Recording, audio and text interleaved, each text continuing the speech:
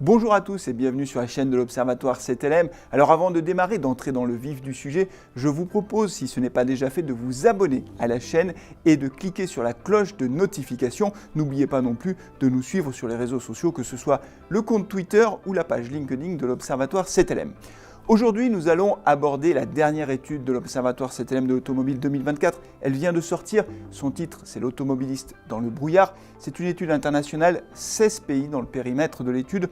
16 pays qui couvrent 70% du marché automobile mondial. Nous avons interrogé 15 000 personnes avec notre partenaire Harris Interactive et nous avons réalisé cette étude également en partenariat avec la société d'études et de conseil Seaways.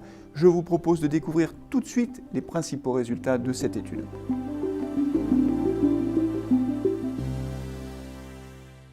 L'automobiliste dans le brouillard. Alors pourquoi ce titre? Pour une raison toute simple, c'est que nous vivons beaucoup de transformations en même temps. L'industrie automobile subit des transformations majeures, à la fois réglementaires, avec par exemple l'entrée en vigueur des ZFE, les fameuses zones à faible émission dans de nombreux pays, notamment en Europe, mais aussi des évolutions, révolution technologique avec la transition vers la mobilité électrique. De nombreux constructeurs, tous les constructeurs même, travaillent sur ce sujet et vont proposer de nouveaux modèles à la vente d'ici très peu de temps.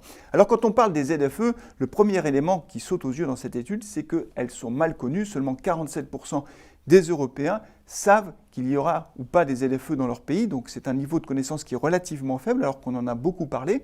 En France, 58% des Français savent et connaissent l'existence de ces ZFE dans certaines métropoles, et quand on leur demande ce qu'ils pensent de ces ZFE, le mot qui se dégage, c'est le mot injuste. 85% des Français trouvent injuste de restreindre l'usage des véhicules les plus polluants dans ces grands centres urbains, pour une raison toute simple, c'est qu'ils considèrent que les ménages modestes qui n'ont pas les moyens de changer de voiture seront les premiers pénalisés. 82% des Européens considèrent également que c'est injuste. Concernant la transition vers la voiture électrique, vous le savez, l'Europe a fait le choix d'interdire purement et simplement la vente des voitures neuves thermiques à partir de 2035. Et là encore, un chiffre très surprenant puisque seulement 52% des Européens savent qu'à partir de 2035, ils ne pourront plus qu'acheter des voitures neuves électriques. Donc c'est un degré de connaissance qui est relativement faible, surtout quand on met en perspective le fait qu'on en a beaucoup parlé dans les médias au cours de ces derniers mois. Malgré cela, donc, il y a encore beaucoup de travail pédagogique à faire pour que tout le monde comprenne bien qu'à partir de 2035, il n'y aura plus de voitures thermiques neuves à la vente.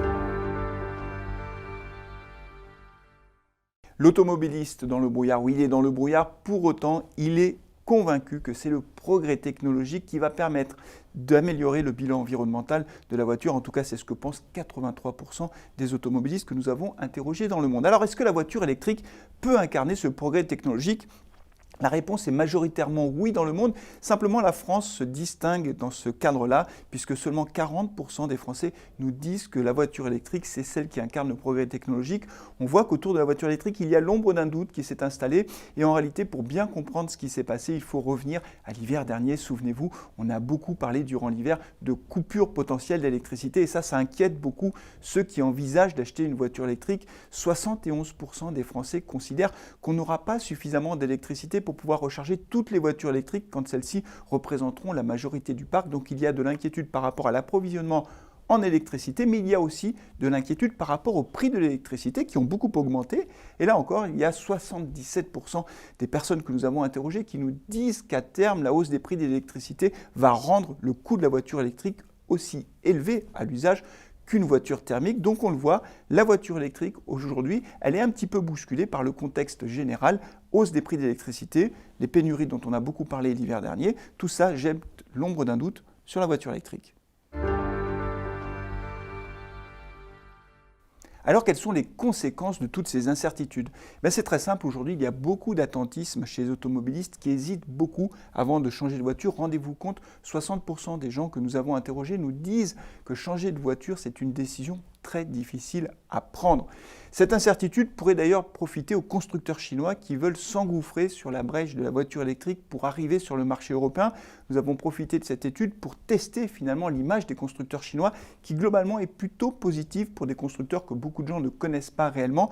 44% des Européens nous disent qu'ils ont une bonne image des constructeurs chinois et quand on regarde les intentions d'achat, C'est vrai en France, mais c'est vrai également en Europe. Environ un tiers des automobilistes nous disent qu'ils seraient prêts à acheter une voiture chinoise demain, car ils considèrent que le rapport qualité-prix pourrait être intéressant, sachant que si les voitures chinoises sont vendues en Europe, évidemment, c'est qu'elles respectent les règles en matière d'émissions polluantes, mais aussi en matière de sécurité. Donc les automobilistes sont rassurés par la réglementation qui est très stricte en Europe, et donc les constructeurs chinois ont un potentiel de croissance important en Europe. Alors bien sûr, ils ne prendront pas 10 ou 15% du marché demain matin, mais ils vont arriver et ils auront certainement des clients qui seront prêts à acheter leur voiture.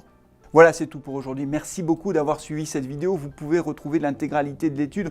Il y a beaucoup d'autres chiffres à l'intérieur en allant sur le site de l'Observatoire CTLM, observatoirectlm.com.